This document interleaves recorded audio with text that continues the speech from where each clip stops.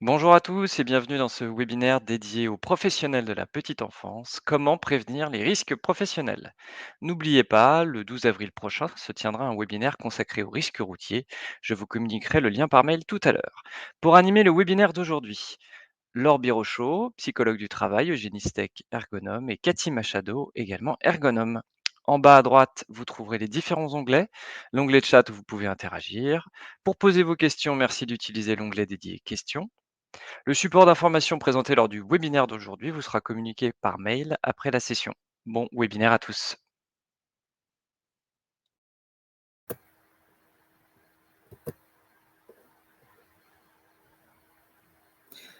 Alors bonjour à toutes et à tous. Ce webinaire porte sur les principaux risques professionnels des professionnels de la petite enfance ainsi que sur les moyens de prévention.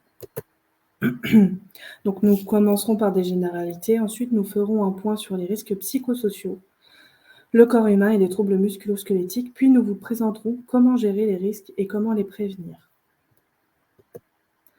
Donc les généralités seront basées sur des données chiffrées ainsi que des définitions. Donc pour commencer, nous faisons un point sur les tâches quotidiennes d'un professionnel de crèche. Donc il faut savoir que cette liste est non exhaustive. Donc dans un premier temps, le professionnel de crèche accueille les familles et les enfants. Il se charge de demander si le change a été fait, si le petit déjeuner a été pris, s'il y a des soucis de type maladie, fièvre ou autres informations importantes qui pourront servir aux agents auprès d'enfants pour mener à bien leur mission durant toute la journée. Ces informations serviront également à réaliser les transmissions au sein de l'établissement afin que tout le monde soit au courant pour qu'en cas d'absence et ou de pause, chaque professionnel puisse savoir quoi faire.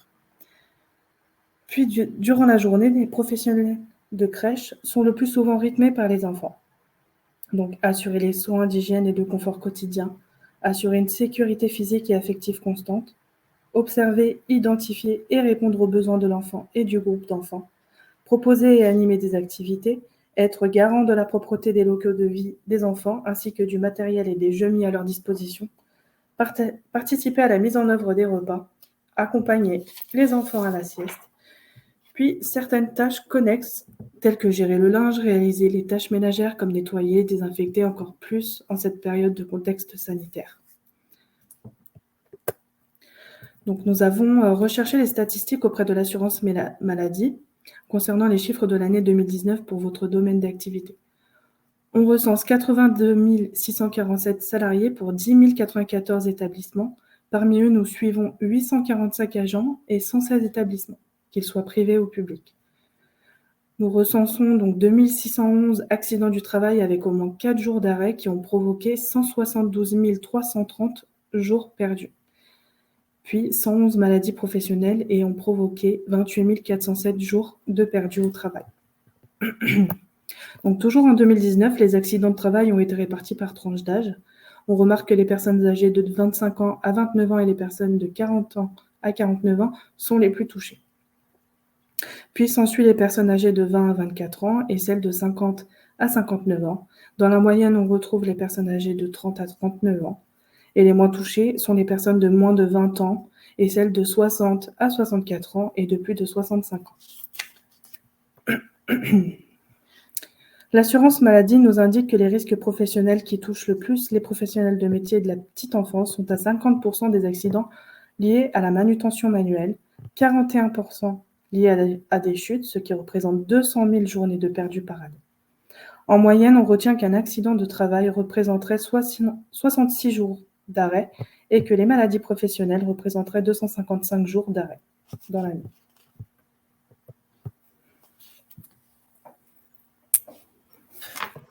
Je vais prendre le relais. Bonjour à tous. J'ai un petit problème de voix, j'espère que ça ne va pas être trop dérangeant. Donc, de mon côté, je vais vous parler des principaux risques professionnels. Donc, en ce qui concerne le poste d'auxiliaire de puériculture, il est confronté à plusieurs risques physiques, biologiques et psychologiques auxquels on peut apporter une réponse par des mesures de prévention. Le risque d'apparition de troubles dorso-lombaires et de tendinopathie des membres supérieurs est particulièrement fréquent du fait du port et de la manipulation des bébés. Et les activités liées aux soins des jeunes enfants exposent au risque de contracter des maladies. Donc la dimension relationnelle de l'emploi, c'est-à-dire par exemple les exigences des parents, le bruit, donc les cris et les pleurs des bébés ou des enfants, l'agitation perpétuelle des enfants, eux, entraînent une lourde charge psychologique. Donc ces risques professionnels peuvent être prévenus. Donc la prévention des risques, tous, pas que les RPS, même s'il y a écrit facteur de RPS sur le schéma, mais donc la prévention de tous les risques professionnels se réalise à différents degrés. Le degré le plus efficace et le plus durable, mais aussi le plus rare, est la prévention primaire, qui consiste à anticiper les besoins de l'organisation du travail pour éviter les risques. La prévention secondaire, elle vise à réajuster l'organisation du travail pour supprimer ou pour réduire des problématiques existantes, tandis que la prévention tertiaire, elle agit sur les conséquences des problématiques existantes, en tentant de les enrayer. Donc on n'est plus vraiment dans la prévention. Dans le primaire et dans le tertiaire et dans le secondaire, on est sur la prévention sur l'organisation du travail, tandis que dans le tertiaire, on est sur la réduction des conséquences déjà. Donc pour illustrer un peu ces différents degrés de prévention, je vais vous donner un exemple concret qui n'a pas vraiment de lien avec le travail en crèche, mais qui est assez parlant. Donc voilà, si, admettons, on embauche un salarié pour développer donc 2 projets conséquents.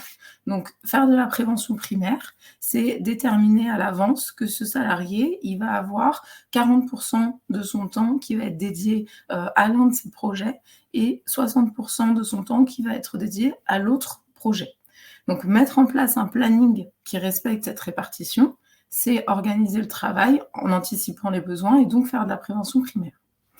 Si finalement, le salarié est en difficulté avec sa charge de travail, par exemple du fait de l'exigence d'un des 2 clients, qui va lui demander de passer beaucoup plus de temps sur le projet que ce qui était prévu, ou s'il y a des problèmes de matériel en panne, par exemple, si c'est une chaîne de production,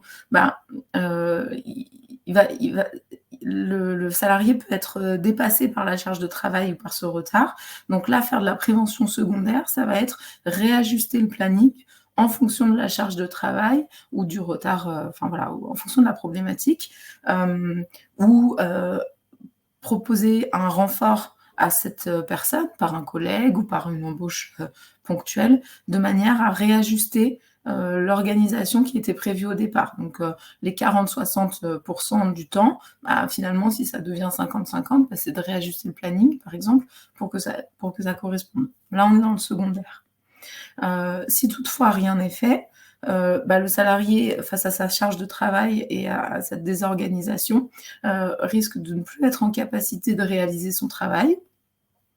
Donc on peut arriver à un burn-out ou à des conflits dans les collectifs de travail aussi.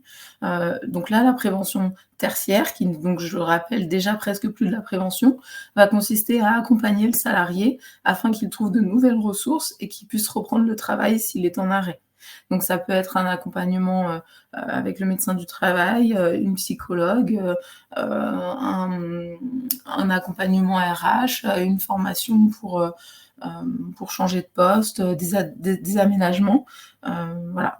Et l'accompagnement peut aussi être collectif. Si par exemple il y a des conflits dans l'équipe dus à cette désorganisation du travail, on peut être amené à faire des médiation ou ce genre de choses.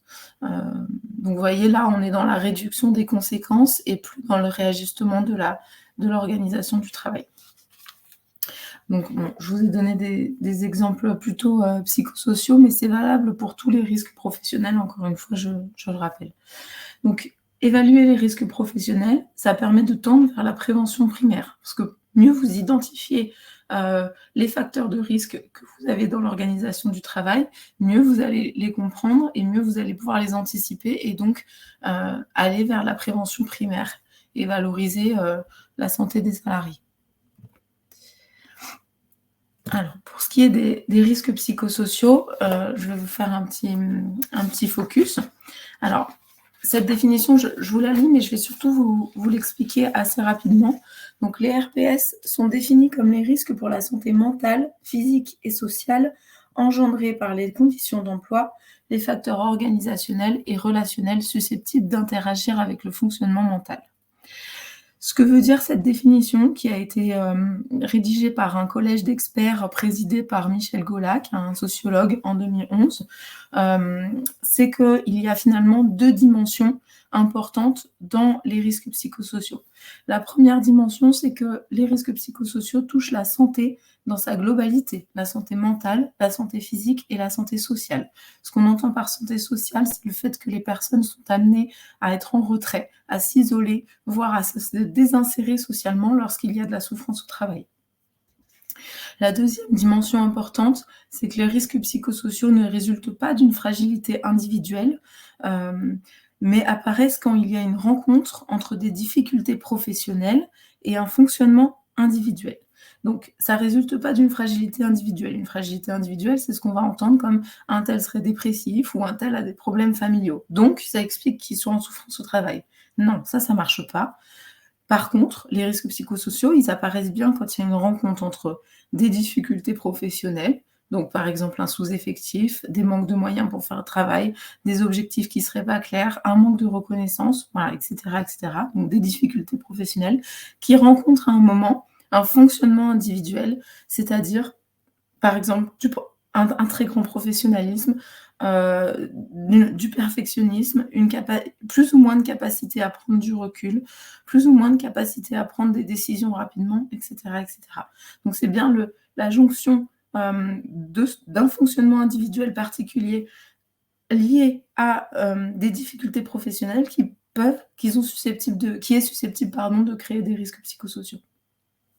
Donc autrement dit, c'est pas une histoire de personne, c'est bien une histoire d'équilibre entre les contraintes imposées par le travail et les ressources professionnelles et personnelles dont dispose l'individu.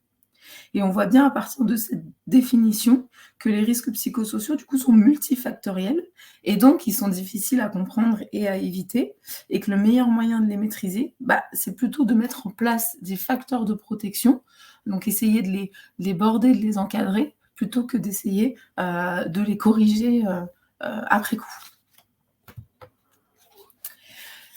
Ces facteurs de risque psychosociaux, ils ont été catégorisés toujours par le collège d'experts présidé par Michel Golac. Donc, ils ont été catégorisés en 6 catégories de facteurs de risque. Donc, ça regroupe beaucoup de choses. Si vous voulez davantage de détails, vous pouvez aller voir l'outil RPSDU qui est édité par l'INRS. On le trouve très simplement sur leur site internet. Ça vous donnera vraiment davantage de détails par rapport à ce que je vous décris là. Mais dans les grandes lignes, vous pouvez voir que donc, ces 6 catégories, on a intensité et temps de travail. Donc, c'est tout ce qui est relatif vraiment aux contraintes du travail et de rythme, d'objectifs. On a les exigences émotionnelles qui vont être liées en fait, au fait d'être en contact avec du public, des clients, des usagers. Les rapports sociaux au travail, donc les relations entre collègues et avec la hiérarchie. Les conflits de valeurs. Est-ce que le travail qu'on fait a du sens et de qualité? Est-ce qu'il correspond à nos valeurs? L'insécurité de la situation de travail. Est-ce que mon poste est non seulement me permet une certaine sécurité physique, je dirais, mais aussi est-ce qu'il est stable? Est-ce que l'entreprise change tout le temps? Est-ce que mon contrat de travail est stable et sécure? Est-ce que j'ai de quoi payer ma vie, ce dont j'ai besoin pour ma vie, etc., etc. L'autonomie. Donc est-ce que j'ai suffisamment de marge de manœuvre et d'autonomie dans mon travail sans en avoir trop, sans en avoir trop peu? Voilà. Donc ces 6 facteurs de risque, il faut bien entendre que ce sont aussi des facteurs de protection quand ils sont bien pris en compte. Donc encore une fois, j'insiste, faire de la prévention, c'est mettre en place des facteurs de protection. Et donc ces facteurs dits de risque sont aussi des indicateurs pour mettre en place des facteurs de protection. Pour vous donner à nouveau un exemple qui serait un peu en dehors de ce que vous pouvez trouver dans les crèches, mais qui peut parler, pour ce qui est de l'intensité du travail, par exemple, vous avez un instant T, une personne qui est perfectionniste et qui est impliquée, donc ça c'est son fonctionnement mental, pour reprendre la définition tout à l'heure. Elle travaille durement, elle fait parfois des heures supplémentaires pour réaliser des objectifs qui sont clairs, qu'elle connaît et qu'elle atteint. Bon, là, on voit que même si elle fait plus d'heures, elle en retire de la satisfaction et il y a une reconnaissance de son travail. Donc, ça va. Si à un autre instant T, les conditions de travail de cette même personne, qui est toujours perfectionniste et impliquée, donc elle n'a pas changé, mais les conditions de travail changent, par exemple des objectifs augmentent ou ne sont plus clairs, ou qu'elle est toute seule à son poste alors qu'avant il y avait 2 personnes, alors cette personne, elle se met à faire systématiquement des heures supplémentaires pour arriver au même résultat qu'avant, c'est-à-dire atteindre ses objectifs.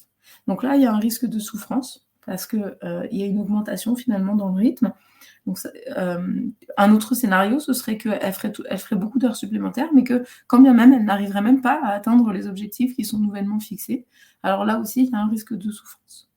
Voilà. Donc ça, c'est un exemple un peu générique, mais pour vous montrer ce que peut être la catégorie de facteurs de risque, intensité et temps de travail.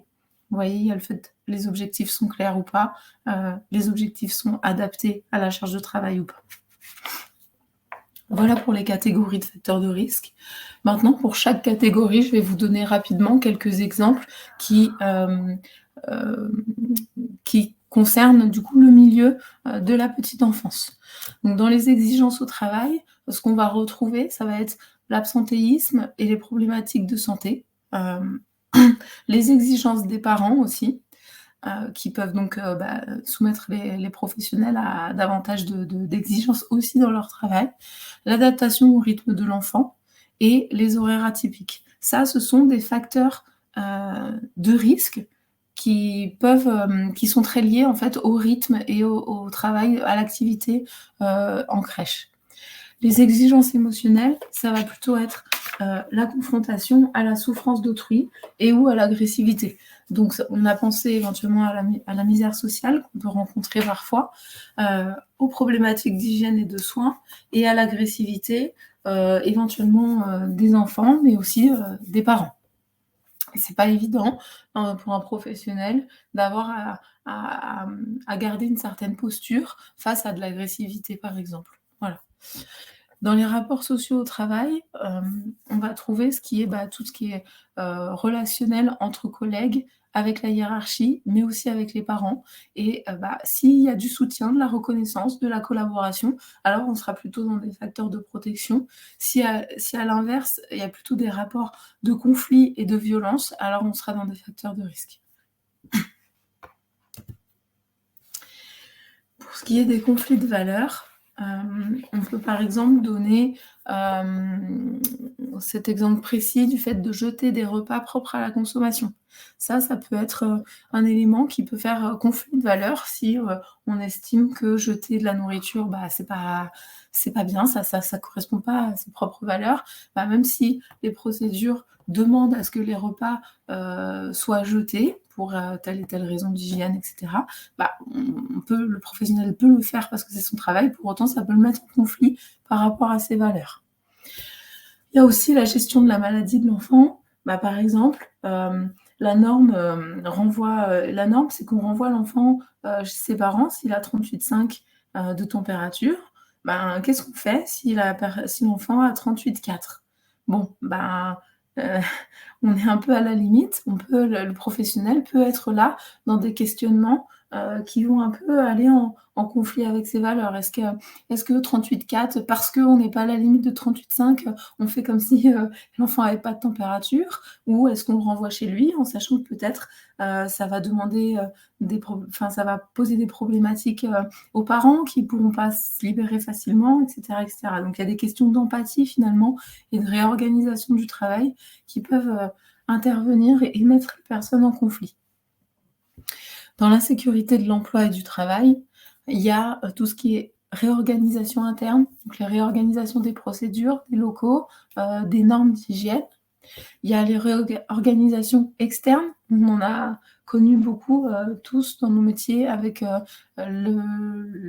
l'épidémie de Covid-19 qui a demandé à se réorganiser, à être plus vigilant encore sur les normes d'hygiène. Et puis la précarité de certains contrats, mais parfois des CDD, du turnover, de l'intérim, voilà, ce genre de choses. Et enfin, on a l'autonomie et les marges de manœuvre. Donc là, ça va être les procédures liées à la prise en charge de l'enfant qui parfois sont un peu restreintes, hein, elles sont légales même parfois. Donc ça peut contraindre un peu les professionnels. Et puis, l'application des projets pédagogiques qui peut être parfois contraignante, mais qui peut aussi, qui serait à l'inverse parfois, plutôt, ressourçante, mais qui est pas toujours facile à appliquer parce que manque de personnel, parce que manque de moyens, et cetera, et cetera. Donc ça, ce sont des facteurs de risque et des facteurs de protection en fonction de comment on les prend, au regard de l'autonomie et des marges de manœuvre. Les conséquences de ces facteurs de risque pour les entreprises, elles sont importantes. Il y a tout ce qui est de l'ordre du turnover, parce que ça désorganise le travail. De même avec l'absentéisme. Il y a aussi la dégradation du climat social, parce que notamment quand il y a beaucoup d'absentéisme, le travail il se répercute sur les autres et ça désorganise. Donc forcément, ça peut amener, enfin pas forcément, mais en tout cas ça peut amener à un climat social dégradé. Ça peut arriver aussi qu'il y ait une difficulté de ce fait à fidéliser les salariés qui n'ont pas forcément envie de travailler dans ces conditions-là. Il peut y avoir aussi une augmentation des incidents et des accidents, toujours, hein, parce que le travail est désorganisé, et voire aussi parce que le climat est moins bon, donc peut-être il y a une moins bonne communication. Et puis, il peut y avoir une baisse de la productivité. Alors bon, à voir ce que ça peut vouloir dire productivité dans la petite enfance, mais en tout cas, une baisse de la qualité du travail. Et je rajouterais qu'il peut y avoir aussi ça va avec les difficultés à recruter, mais l'image de la structure peut pâtir des facteurs de risque psychosociaux. Excusez-moi. Les conséquences pour l'individu. Les conséquences pour l'individu, alors elles sont intellectuelles, physiques, comportementales et émotionnelles. Vous pourrez lire un peu davantage le détail, mais ce qui est important que je vous dise, c'est qu'on peut considérer que ces conséquences psychophysiologiques et comportementales que vous voyez à l'écran, ce sont les premières atteintes à la santé de l'individu. Donc c'est tout ce qui est fatigue, sensibilité, modification des conduites alimentaires, troubles de la mémoire, etc. Donc ça, ce sont les premières attentes à la santé de l'individu. Mais lorsque la situation ne s'améliore pas, l'individu peut développer des syndromes ou des pathologies qui sont toujours réversibles, mais qui sont néanmoins assez graves. Le burn-out, la dépression, par exemple. Burn-out et dépression, c'est pas la même chose. Voilà, les deux peuvent découler des risques psychosociaux. Voir si rien n'est fait encore, voir la personne peut développer des pathologies graves et irréversibles, telles que des troubles musculo-squelettiques, des accidents cardiovasculaires ou même de l'hypertension artérielle. Et dans le pire des cas, les risques psychosociaux peuvent causer la mort, donc soit par des accidents, hein, quand on n'est plus capable de dormir et qu'on doit prendre le volant, ça peut causer des accidents, des infarctus, et aussi des cas de suicide comme on a pu en entendre parler dans les médias. Voilà, donc ça peut être grave et c'est important de prendre ça en compte le plus tôt possible. Pour pas terminer sur cette note un peu grave justement, je vais vous donner quelques conseils. Donc comme j'ai dit plus tôt, les risques psychosociaux, ils sont multifactoriels. Clairement, ils sont impossibles à réduire à zéro. Donc et ils sont aussi propres à chaque type d'activité et à chaque structure. Du coup, pour les prévenir, ce qui est important de faire, c'est de faire une évaluation des facteurs de RPS pour analyser l'activité afin de bien les identifier et de mettre en place des facteurs de protection. Donc, en attendant que vous puissiez faire ça dans vos structures, si ce n'est pas déjà fait, je vais vous donner quelques conseils généraux qui font office de facteurs de protection, quelle que soit la structure. Donc attention, ils ne suffisent pas eux-mêmes, mais voilà, ça vous donne des pistes de réflexion. Donc le premier qui concerne les temps de transmission, la question c'est que doit-on communiquer, à qui et par quels moyens on communique.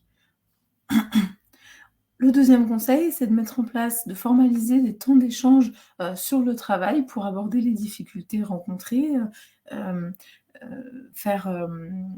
échanger sur le travail. Donc, l'idée, c'est de penser à instaurer des moments de convivialité en plus de ces temps d'échange sur le travail, tant que faire se peut, compte tenu de la situation sanitaire, pour permettre de créer des liens entre tous les professionnels, sans oublier de proposer aux personnes qui sont en temps partiel ou aux fonctions un peu, j'allais dire annexes, en tout cas qui sont en dedans et en dehors, des structures, c'est-à-dire les médecins, les psychologues et les infirmiers. Voilà, en tout cas, l'idée de ces temps d'échange, qu'ils soient sur le travail ou qu'ils soient plus informels, c'est bien de pouvoir créer, du lien et de la cohérence dans le travail. Troisième conseil qui est expliquer la prise de décision afin de donner du sens à ce qui est fait et dit, c'est de dire que ce conseil-là, il vise à dire que la résistance au changement, ou la non-application des consignes, elle est bien souvent due à une méconnaissance, des raisons de ces changements ou de ces consignes et de leurs intérêts, et que passer par prendre 5 minutes pour expliquer les choses en temps et en heure, aux personnes, bien souvent ça crée de l'adhésion et ça évite, bien des problèmes par la suite. Mettre en place, un groupe d'analyse des pratiques avec un intervenant extérieur, c'est quelque chose de très important, quand on prend en charge, des personnes, donc que ce soit des enfants ou que ce soit dans d'autres structures, mais en tout cas quand on est en relation avec des personnes, notamment, dépendantes comme des enfants, c'est très important de mettre en place ces groupes d'analyse des pratiques. Encore une fois avec un intervenant extérieur pour élaborer les questions posées par le travail quotidien et la dynamique institutionnelle. Enfin,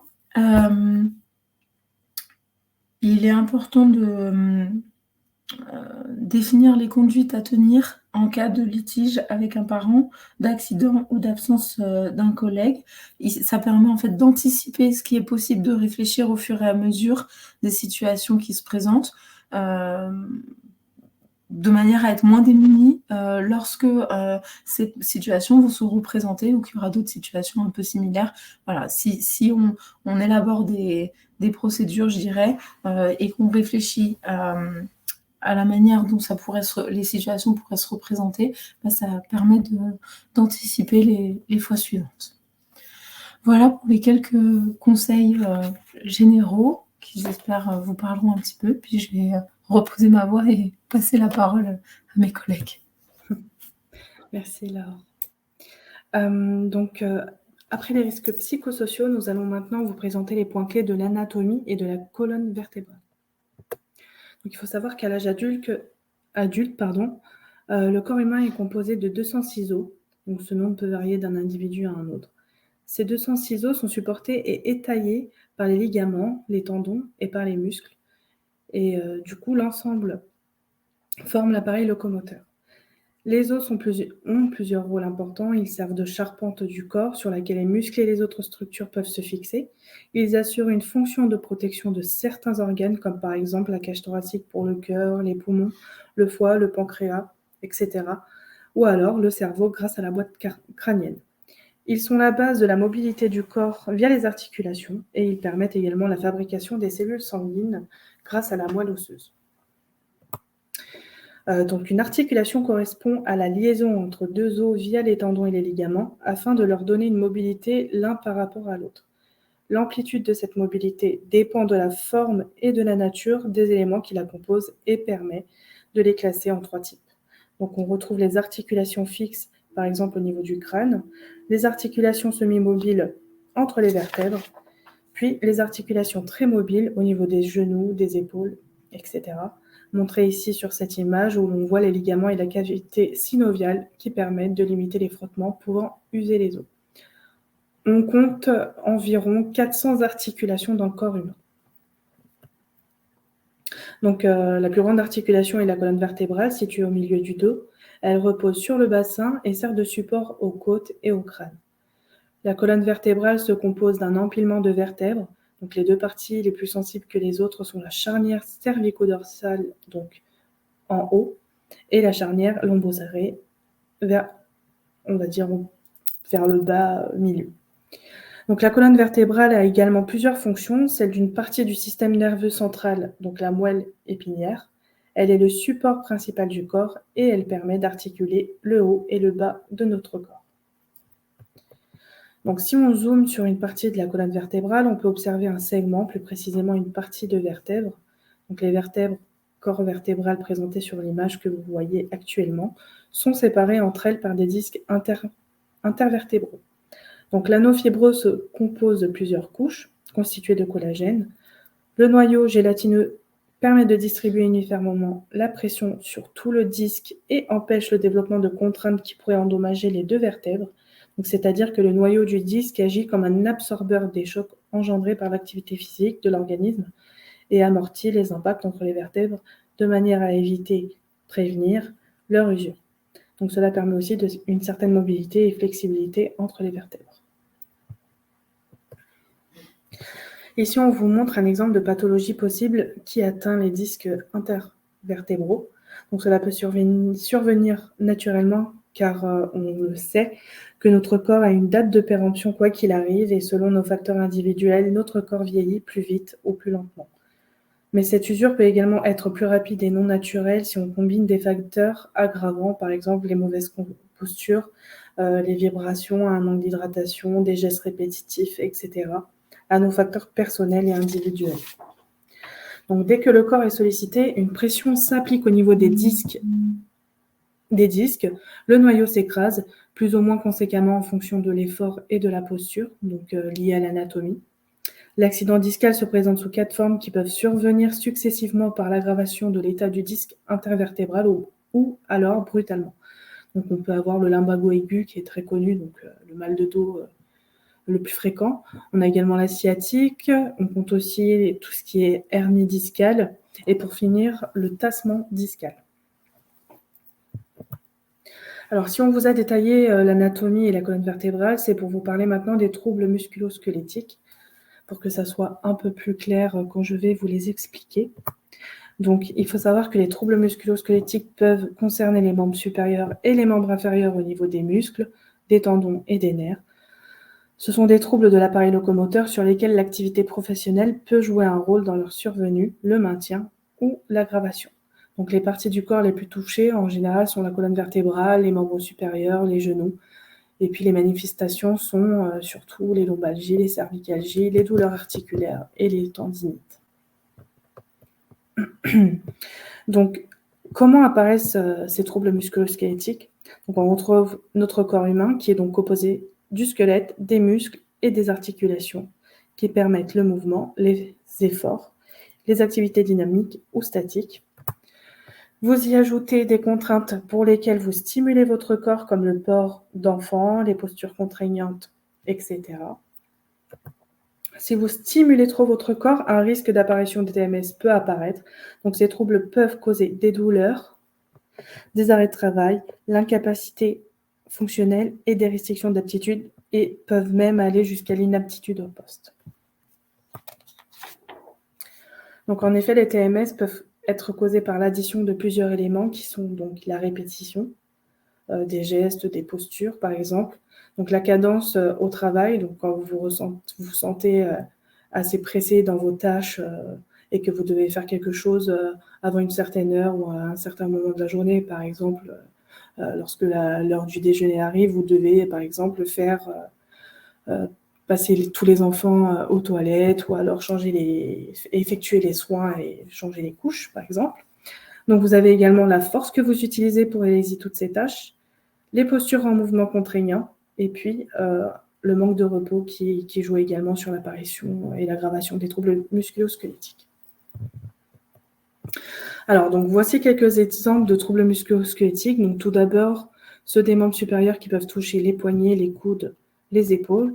Donc, au niveau des poignets, on retrouve le fameux syndrome du canal carpien qui est très connu. Au niveau du coude, on retrouve l'épicondylite, donc des grosses douleurs au niveau du coude suite à des lésions des tendons et des muscles de l'avant-bras.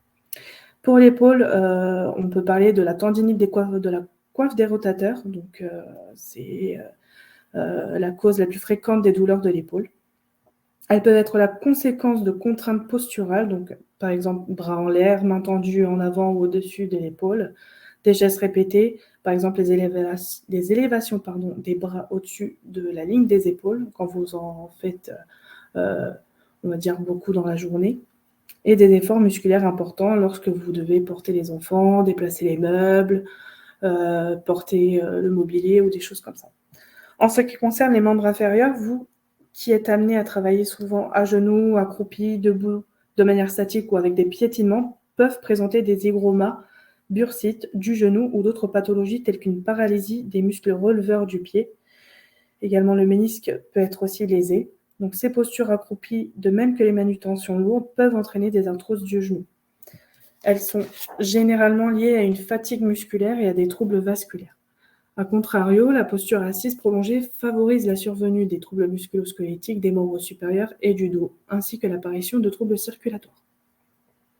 Donc, des atteintes du tendon d'Achille, des tendinopathies achilliennes au-dessus du talon peuvent survenir du fait de flexion-extension répétée de la cheville également. Donc, je passe la parole maintenant à ma collègue Eugénie. Donc, maintenant que nous avons vu les pathologies et tout ça, nous allons voir les différentes postures à risque qui sont dans votre profession, ainsi que les mesures de prévention qu'on peut mettre en place. Donc, dans notre position de corps, nos articulations ont ce qu'on appelle des angles de confort ou de moindre sollicitation et des positions extrêmes. On voit sur la photo que sur les différentes photos des angulations qu'on observe et qui du coup montrent le fait qu'il y a des angles rouges, orange qui sont dans ces angles-là. À force de les répéter, vous allez avoir l'apparition de douleur, sachant que c'est dans les angles verts que normalement on ne déclenche pas trop de douleur. Donc on voit que l'angulation est quand même très très faible pour les moindres sollicitations. Il faut savoir qu'en fait, on voit les torsions, les rotations des cervicales. Sur la diapo d'après, on va voir plutôt les mouvements des bras. Donc, en fait, chaque articulation du corps que Cathy vous a développé tout à l'heure a un angle de moindre sollicitation. Et le but du jeu, ça va être d'essayer d'être le plus possible dans les zones vertes pour éviter d'avoir l'apparition de douleur. Donc, nous allons commencer par des généralités qui, pour certaines, vont être détaillées par la suite et pour d'autres qui se suffiront à elles-mêmes. Donc, dans les généralités pour prévenir les douleurs au dos, il va d'abord falloir choisir des matériels et des équipements adaptés aux adultes. Des lits, les postes de change à hauteur réglable, les fauteuils, les biberons, les sièges à hauteur d'enfant avec caldo, etc. Parce que dans les crèches, forcément, tout est adapté à l'enfant. Il va falloir quand même que le mobilier puisse être adapté également à l'adulte. Il va falloir choisir des matériels et des équipements à hauteur réglable et faciles à déplacer. Le poids, équipé de roulettes par exemple, etc. Il va falloir aussi mettre à disposition des enfants des équipements qui vont favoriser leur autonomie. Des escaliers pour que l'enfant puisse monter sur le plan de change ou sans avoir à le protéger, ou la pratique du change debout. Après, pour prévenir des risques de chute, il va falloir garder les sols, les allées de circulation et les escaliers propres, secs et dégagés, puisque c'est vrai que souvent, les chutes de plein pied peuvent être liées à des jeux qui traînent, etc. Il va falloir sécuriser les escaliers quand il y en a par des mains courantes ou des bandes antidérapantes. Il va falloir vérifier que l'éclairage des couloirs, des escaliers et des locaux de rangement est correct. Et il va falloir veiller à ce que le matériel soit remis en place à l'issue de chaque activité pour éviter d'avoir des jouets qui traînent par terre et donc un risque de chute. Après, autre souci en crèche qui vont être, c'est le niveau sonore qui peut être important et qui impacte aussi bien les enfants que le personnel. Le bruit peut être une source de tension, de stress, de fatigue ou de maladie. Voire aussi, ça peut engendrer de l'agitation, voire une agressivité. Quelques astuces. Donc, traiter acoustiquement les murs en fixant des panneaux acoustiques ou les plafonds posent de faux plafonds acoustiques, etc. et d'isoler les sols. Il va falloir choisir du mobilier, des jouets et des équipements électroménagers ayant un niveau sonore le plus bas possible. Et il va falloir essayer de proposer au maximum des activités en groupe et de séparer au maximum les groupes d'enfants pour éviter qu'il y ait une surenchère de bruit. Maintenant, en ce qui concerne les postures, il est important déjà de souligner qu'en ergonomie, on n'aime pas trop parler de bons gestes ou de bonne posture parce qu'en effet, on considère qu'à chaque fois que quelqu'un est en situation, il va de manière plus ou moins consciente devoir faire un diagnostic de la situation et de choisir le geste le plus adapté par rapport à ses ressources propres. La rencontre des différentes situations de travail va permettre au salarié d'élargir sa gamme de gestes possibles. Le geste va être aussi guidé par une intention comme être performant, atténuer sa propre fatigue et éviter les douleurs. Il va être lié aussi à l'expérience de la personne et qui va adapter en fonction de ses propres caractéristiques personnelles comme l'âge, la taille, l'état de santé et ses propres savoirs qui varient selon le parcours antérieur. Ainsi, on considère qu'il n'existe pas un bon geste à apprendre. Chaque personne développe le geste à sa façon en fonction de son expérience, mais aussi de la situation de travail, selon les marges de manœuvre que lui offre l'organisation de son travail. Plus l'opérateur, le salarié, va pouvoir choisir son geste, plus la palette de gestes qu'il va pouvoir mettre en œuvre s'élargit. Toutefois, une fois qu'on a dit ça, il est quand même important que les salariés disposent d'un certain nombre de gestes non nocifs qu'ils vont pouvoir utiliser en situation et respecter leur anatomie et leur physiologie. Par exemple, là, la photo qu'on voit, on est en position debout, on va vouloir s'asseoir au sol. Ce qui va être intéressant, ça va être de passer une jambe en arrière, de mettre le poids sur la jambe avant, de baisser lentement le genou arrière sur le sol, puis de baisser votre genou avant sur le sol, puis de séparer les deux genoux et de se basculer sur les fesses, sur les talons, suivant la position où vous êtes le mieux. Après, pour se relever du sol, on va se mettre sur le côté. Il va falloir ramener les genoux le plus proche possible de la poitrine en se basculant sur le côté. Ensuite, on va prendre appui sur nos jambes afin de se remettre en position, on va dire, 4 pattes en fait.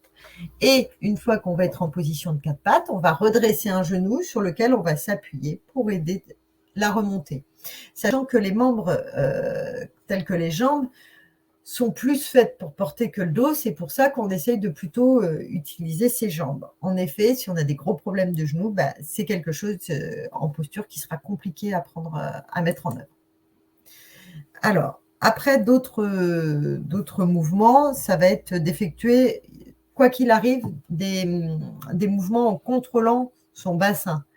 Par exemple, quand on va avoir à monter, prendre quelque chose, il va falloir appuyer pour verrouiller sa colonne vertébrale.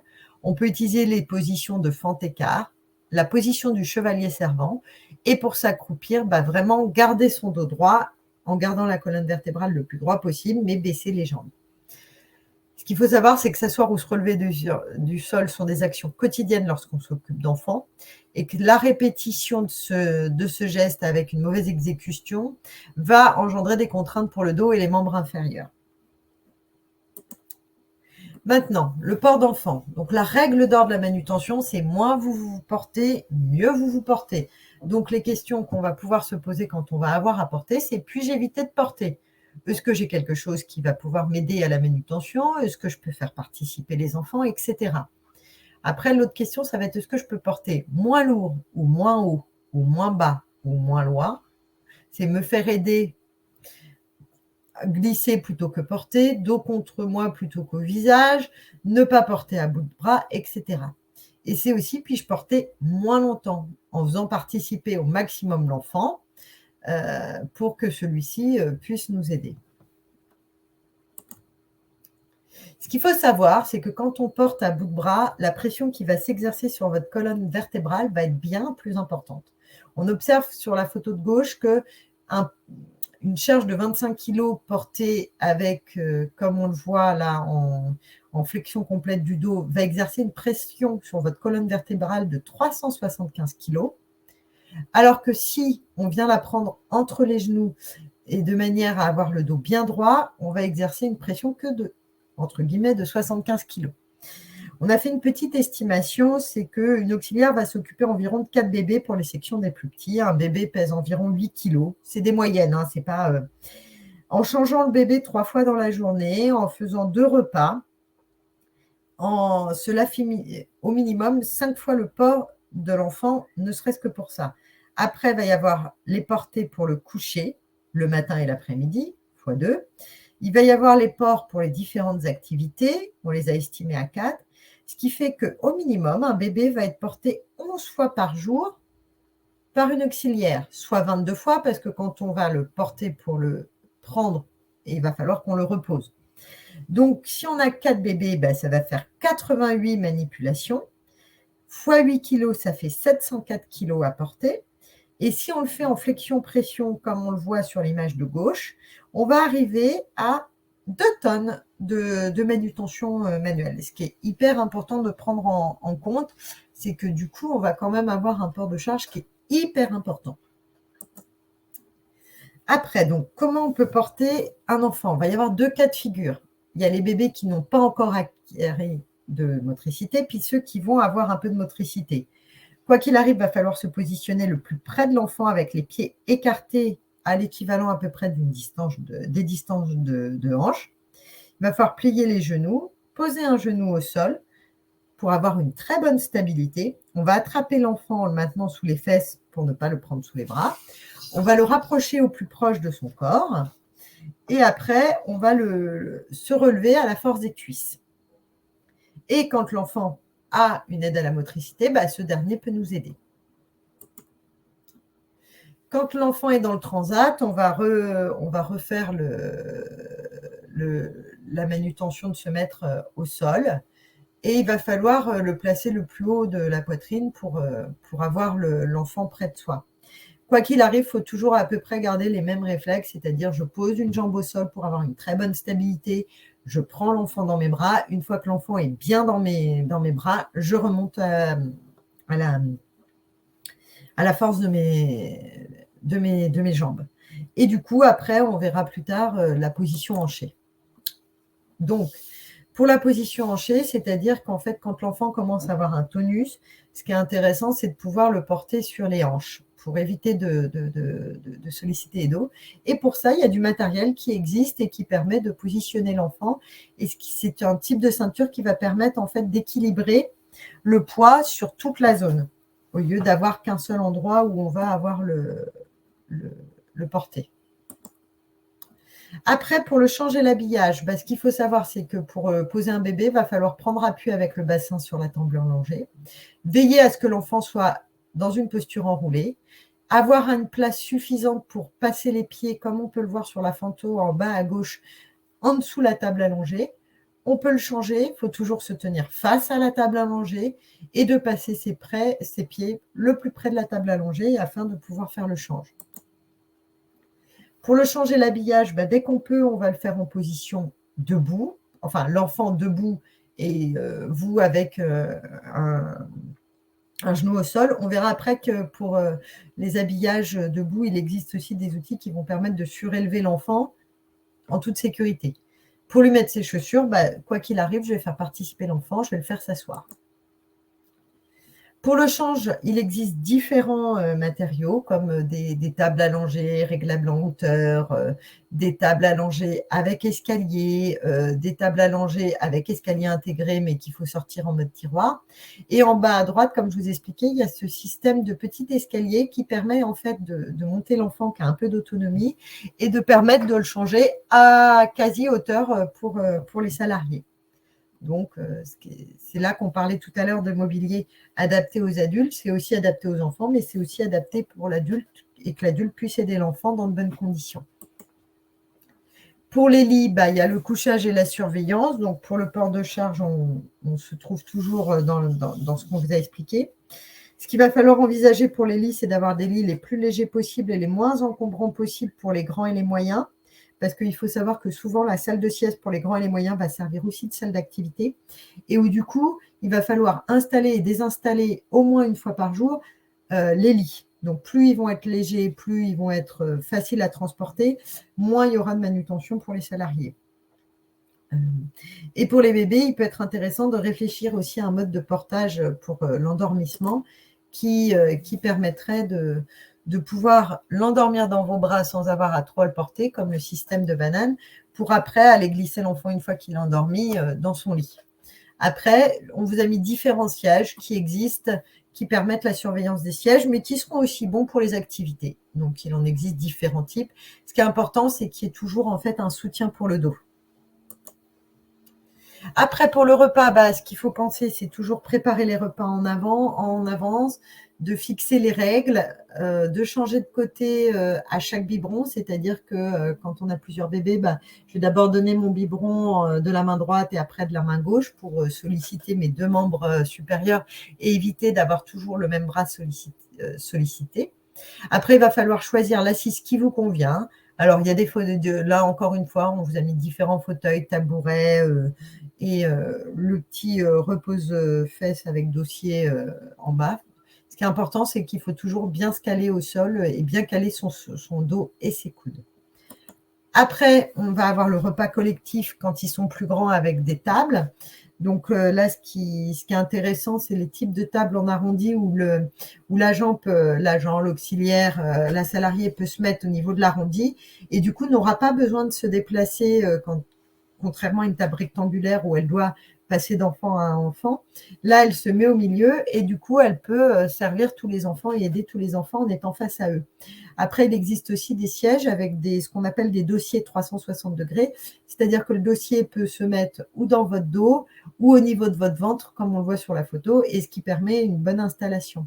Ce qui est hyper important quand on utilise un tabouret réglable en hauteur pour les salariés, c'est de le mettre en position haute pour s'asseoir, le baisser pour se mettre au niveau des enfants, et avant de remonter, de se relever, on remonte le siège pour être à la bonne hauteur pour se relever en tant que salarié.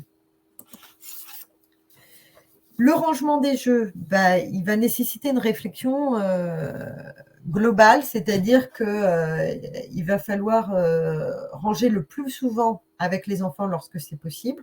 Donc, c'est possible un peu avec les grands, un peu en fin d'année pour les moyens. Mais ce qui va être important, c'est que, comme pour les enfants, il va falloir se positionner près de l'objet, d'écarter les pieds à distance de hanche, de plier les genoux, de poser un genou au sol, d'attraper l'objet, vraiment de la même manière que j'ai développé tout à l'heure le port d'enfant. Pour les jouets, ça va être pareil. Après, pour limiter ces postures délétères liées au rangement des jouets et au port de jouets ou d'activités, il existe du matériel qui peut réduire ces contraintes, comme la pelle aéroport, c'est-à-dire que ça va être une pelle avec en fait un bac intégré, avec un manche télescopique qui permettra de le mettre à la bonne hauteur et qui va permettre en fait de pouvoir ramasser les jouets directement dedans et après de les ranger dans le bac. Il y a aussi les tapis-jeux sacs de rangement. Donc, en fait, par exemple, pour des activités avec des petites choses comme des duplos, ou etc., ou des voitures, et on ouvre le sac de rangement, il y a tous les jeux, les enfants jouent sur cet espace-là qui est délimité, et quand ils ont fini, on n'a plus qu'à refermer le sac et le ranger. Du coup, beaucoup moins de manutention. Il y a aussi les pinces à manche télescopique qui évitent de se baisser pour ramasser quelque chose. Quoi qu'il arrive, c'est qu'en fait, pour tous ces outils, il est hyper nécessaire d'en avoir dans chaque section. Voilà. Donc, on va vous présenter quelques conseils afin de vous préserver lors des moments d'activité et de jeu. Donc, pour le jeu au sol, il faudrait privilégier le fait de s'asseoir par terre sur un tapis de sol plutôt que de se mettre sur les genoux, adopter une position avec les jambes un peu repliées plutôt que tendues. Vous pouvez vous aider du matériel de confort adapté à l'adulte pour les jeux à même le sol, donc les poufs, les socles sièges, les tapis, etc. Également des chaises adaptées à l'adulte avec dossier, puis également les tabourets à roulettes. Ne pas oublier d'aménager des emplacements pour les activités avec tout le matériel au même endroit, ainsi que de préparer avant, de lancer une activité afin d'éviter les manutentions pendant son déroulement et surtout d'être confortablement installé. Pour le nettoyage, également quelques conseils qu'on peut vous donner. Toujours de garder au maximum le dos droit selon la courbure naturelle de votre dos. D'utiliser un appui antérieur consistant à poser l'une des mains sur la table ou sur la jambe avant fléchie, comme on vous a montré avec nos photos que Eugénie vous a présentées juste avant. D'éviter de forcer sur les bras et les épaules et de limiter les flexions ou les rotations importantes du dos. Donc, vous pouvez vous aider également d'un bac à linge en plastique, léger avec des poignées, des conditionnements de produits d'entretien légers et de petite contenance, et surtout de penser à ne pas trop charger le bac à linge et d'évacuer les poubelles régulièrement pour éviter qu'elles ne soient trop lourdes. Donc on continue maintenant sur la gestion du risque. On vous présente ici quelques idées, quelques conseils pour vous échauffer avant la prise de poste. Donc pour éviter que ça chauffe, on s'échauffe. Je ne vais pas vous les présenter plus précisément car on va vous envoyer du coup le support dont vous pourrez les consulter plus facilement lorsque vous aurez le support avec vous. Et ça vaut également le coup, donc en fait, pour les étirements après votre journée de poste de travail. Donc pour éviter que ça tire, je m'étire. Donc toujours pareil, on va vous envoyer le support, vous allez pouvoir regarder les conseils qui sont présents sur le diaporama. Et surtout, ne pas hésiter à le faire en équipe, car c'est toujours plus drôle que de le faire seul. Et surtout, vraiment, n'hésitez pas à prendre le temps pour le réaliser, donc de vous échauffer à point de poste et de vous étirer à la fin de la journée. On continue concernant la gestion du risque, cette fois-ci sur l'hygiène de vie. Donc, je pense que vous connaissez toutes et tous ces conseils de l'assurance maladie. Donc, pratiquer une activité physique, contrôler son poids et surtout de bien dormir. Donc, le matelas doit être le plus ferme possible. La première solution, c'est de se coucher sur le dos, les genoux soutenus par un oreiller. Ou alors, la deuxième solution, vous pouvez vous coucher sur le côté, les genoux repliés vers l'abdomen avec de préférence un oreiller qui sera positionné entre vos deux genoux.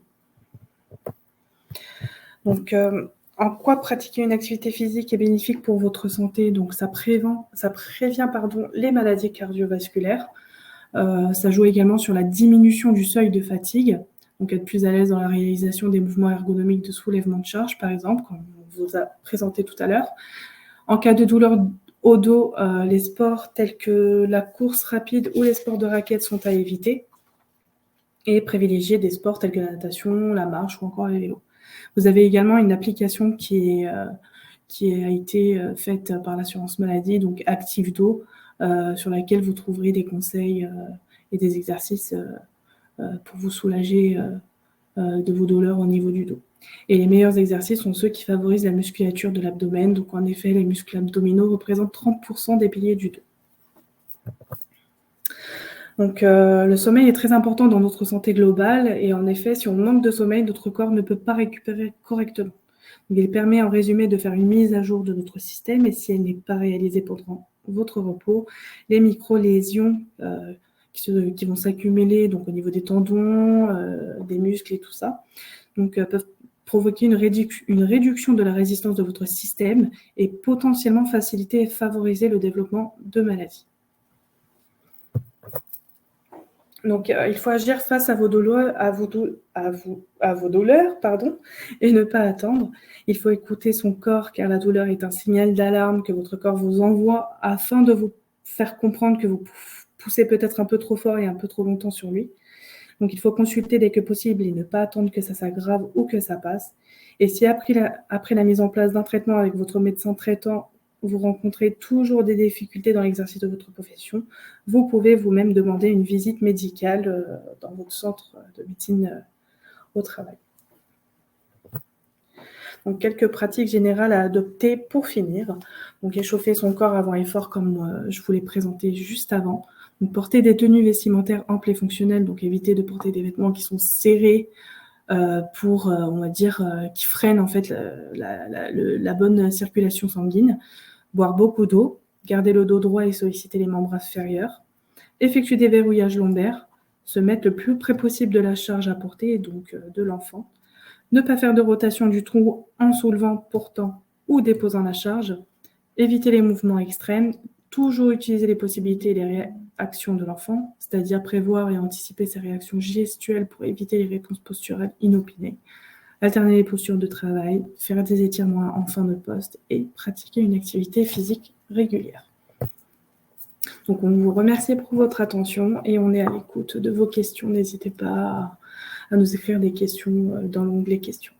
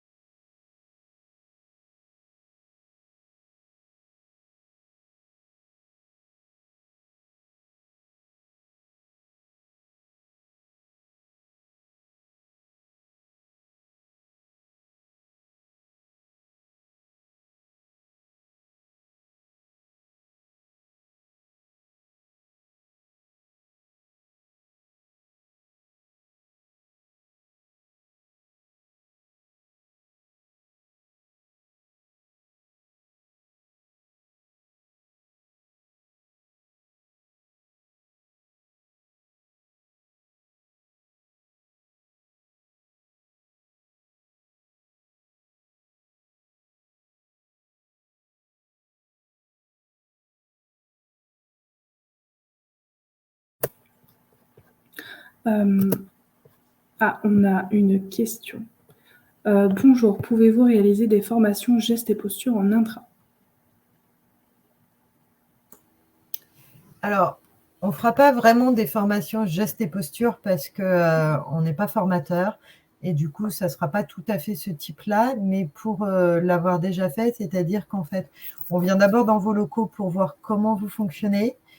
On préconise d'abord un peu du matériel technique parce que s'il n'y a rien à disposition, c'est difficile après d'apprendre ce qu'on vous expliquait tout à l'heure, c'est que en fait, c'est un combo entre j'essaie de bien me positionner, mais il faut que j'ai du matériel à disposition pour bien me positionner aussi. Donc, en fait, généralement, on intervient d'abord chez vous pour voir ce que vous avez à disposition, pour vous faire des conseils. Et après, on peut en effet venir à une journée formation. Enfin, nous, ce que j'avais déjà fait, c'était d'aller dans une crèche sur la journée qui est banalisée pour les formations, pour avoir un peu une présentation auprès des salariés un peu plus détaillée que celle qu'on a fait là sur comment on peut agir sur les différents ports et aussi bien d'enfants que de jouets en se mettant en situation dans vos locaux. Donc, voilà. J'espère que j'ai répondu à votre question.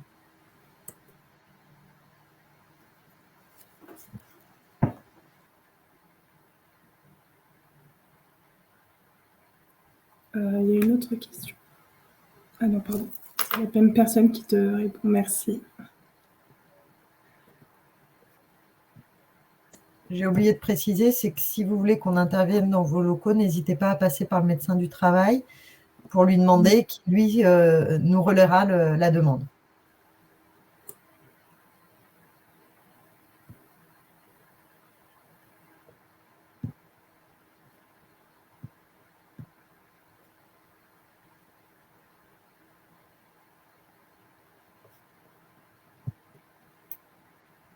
S'il n'y a pas d'autres questions, on va peut-être conclure. Oui.